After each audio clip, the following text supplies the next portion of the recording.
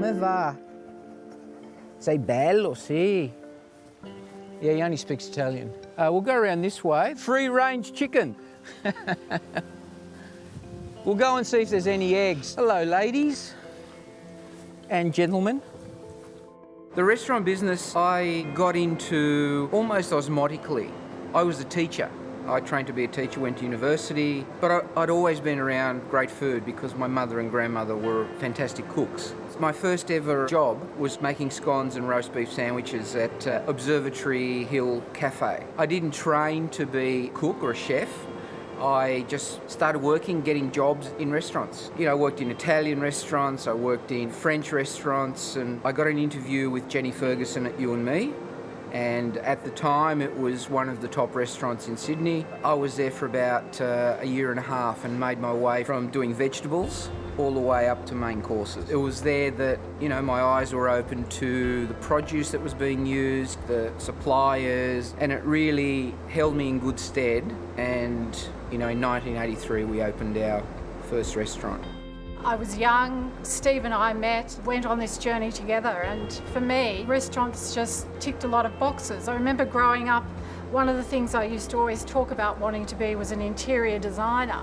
You know, I love people and just the whole energy of restaurants. Creating and working with Manfredi restaurants, it's really all about the food. That's the driving force. Being involved in all the other aspects of creating a restaurant, I never feel like I have to worry too much about the food. The food is there. And I think for me, looking back over the 30 years, probably a landmark dish was the risotto milanese. I remember that Gay Bilson brought her entire staff from Barara Waters one night just to try the risotto, this exotic thing that nobody had seen before. They're getting cleaned out, there's no eggs. All the little laying cages have just been cleaned out, new hay will get put in, but I'm sure that someone in the kitchen's got all the eggs. That, and say it like that so you know what the question was. I have so many memorable moments about working with the Manfredi family. I remember feeling like the luckiest chef in the world when I worked at the restaurant Manfredi, because during service we would all stand, you know, at the ready, at the stove. One night I just sort of became aware. To my right I had Stefano Manfredi. To my left I had Mama Manfredi, Franca, and then next to her was Franco Manfredi. So it was myself, a young chef, and three of the family. I mean, never do you find that situation anymore. And just from that moment I really learnt so much and I felt very privileged. I approached Steve about 10 years ago for an idea I dreamed up with a friend up in Lismore where I was living to do an Italian festival dinner, big open air thing, 100 people around a table. I didn't know Steve, but I knew of him and I was a big admirer, and so I got in touch with him and it was such a joy to work with him. I think he spoiled us for all the subsequent ones because he was so relaxed, so professional, and we had so much fun that it just was the most wonderful night. And I think after about 10 years of me being out of kitchens for a living, I went back in and worked with him and absolutely loved it. You know, coffee's been a big thing that's kept us going, literally, you know, for waking up in the morning and also business-wise. I think my Italian heritage has been a huge inspiration, and the cooking of my mother and grandmother. From there, I've fallen in love with the other regions of Italy. At the moment, I have a very strong love affair with the southern regions, Sicily, Campania, Puglia, Basilicata. I think they're the heart of Italy. They really inspire me. Are you rolling? Yeah. Okay. Steve has always done his own thing, gone his own way, stayed true to his roots. We're both children of migrants, and at a certain point you start to realise that you don't need to assimilate anymore, but you can bring something to the culture. And I really admire the way Steve has stuck to his guns, stuck to his origins, stuck to his roots, and he has changed the way we see Italian dining. We went from spaghetti bolognese to the most exquisite dishes, to the most elegant service, to the most beautiful wines that I've ever tasted. In fact, one of my best moments, and he's ruined me for life, was bringing along a bottle of a Sassicaia, which is like one of the highest reds you can drink, or the top reds you can drink in Italy, and I've never recovered from that. I think he was ahead of the game in understanding that food could be beautiful but comfortable and easy and unadorned, and that the setting could be unadorned, that you could make it through the music and through the art on the walls, and it didn't have to be lavish, and it didn't have to, it's just comfortable and welcoming. I remember what he looks like. Geez, how well is his daughter going? But she's so talented. Yeah. I remember actually nursing her when she would have been 2. What the Manfredis taught me was about produce. You know, it was the first time that I'd seen so many things. I know it was an explosion in that era of lots of new things coming in. But, you know, for the couple of years that I was with them, it really taught me how to, you know, look after produce and sort of opened my eyes. You know, it wasn't just about how you cooked, it was actually, you know, what you were using on the plate. You know, I really enjoyed working there, and I enjoyed being the chef part, but there was lots of things that I can look back on and think, God, you know, I was part of that. And one of them is the actual courtyard out the front of the restaurant was paved. I actually paved that.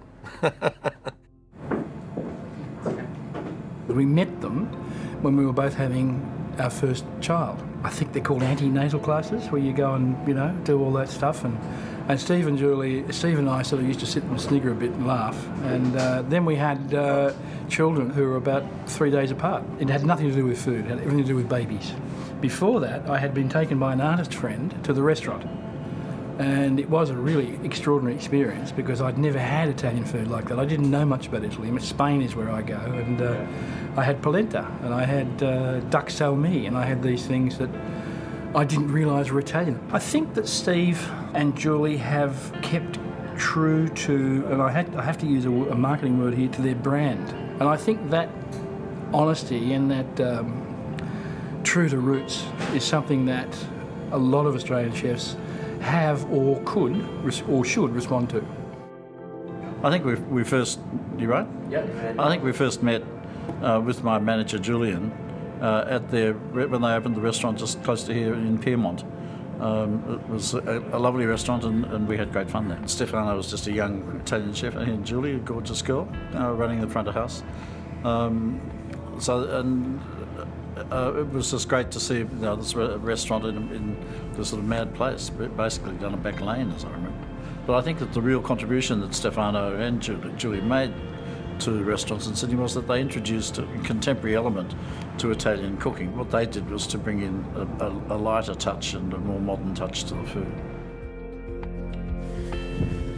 Welcome to the Bell's Garden. This is our pride and joy. This is our show garden. It's close by our dining room, so guests can see where a lot of our vegetables come from. So we've got some silver beet here, and I think what we might do is maybe pick some of this. We might use it in the kitchen later on. There we go. He gave me the opportunity in 2004 to take on a head chef role. I was very young. But he said I was ready for it, and I gave it a try, and I loved it. Through growing in that role and working with Steve, he's shown me ways how to improve and become a better chef and leader in the kitchen and our restaurant. And Julie as well, with their simple advice. Sorry. I guess for working with Steve and Julie, the most memorable thing about them is just their sheer passion, whether it's Julie on the floor making sure everything runs well, or whether it's Steve just seeing the whole dining experience from the simplicity of the ingredients to the delicious nature of the food presented. It's just that passion. I think the way they've transformed dining in Sydney is to manage to plant the authenticity to Italian cuisine very much in front of everybody, so that you know the regions and you know the proper Italian style of cooking. The other thing that they've done is just taught us to appreciate seasonality, to appreciate the ingredients that go in, and that perhaps simplicity is a complexity all of its own. Okay, I'll just talk, shall I? Okay, but I'm thinking more recently how well he's done. He's got restaurants at both ends of the spectrum, one at Bell's, Kilcare, which has amazing Italian food and an amazing wine list, which we've awarded 3 goblets at our Wine List of the Year Awards. And then there's Bala, the complete opposite, in the city, in the Star, And Bella last year won our Best International Wine List at our Wine List of the Year Awards and maintained its 3 goblets this year, its 3 glass ratings. So he's done really, really well. So Steve and Julie, congratulations on a fantastic anniversary and for keeping us all well fed for so long. Between the camera and exactly. the space. Okay. Yeah, that's much better. Okay. Here we go. Well, I was lucky enough to work with Julie and Steve for on and off nearly 13 years over a series of 5 restaurants. I think they've helped to make dining more accessible in many, many different ways. There's a real commitment to quality behind what they do, and rather than making dining overly formal and overly stuffy at that high quality level, they've helped to make it fun. The memory that I really cherish of working with them was how generous they were with their knowledge and experience and how much I learned working for them. Scusate, sorry. I want to say, help me on that we all siamo legati al territorio. How can I say that? That we all care about our origin, but I want to put it in a nice way. I think me and Steve have both a lot of respect for our origin, and we like to keep our kitchen simple. For 2 years in a row, we managed to get rewarded with 1 chef's hat. So last year obviously was great because it was something new to me, but this year was memorable because we kept to manage. So I always believe that confirmation, it's harder than than achieving something for the very first time. There was a moment where I've actually had a chance of learning a lot of different things from such 2 good mentors as Steve and Julie, because it doesn't happen that often to create a restaurant from scratch. They gave me this opportunity and I'm very happy, and I think I've learned a lot from that experience.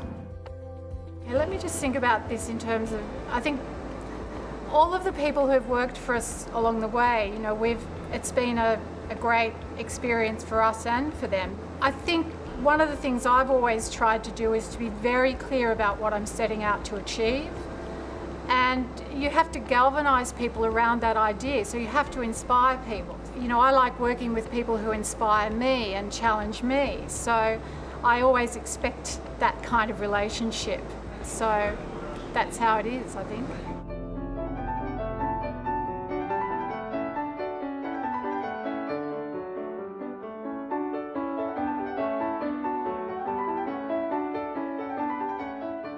This was one of my favourite foods when I got home from school. My mother would make a frittata. Buon appetito.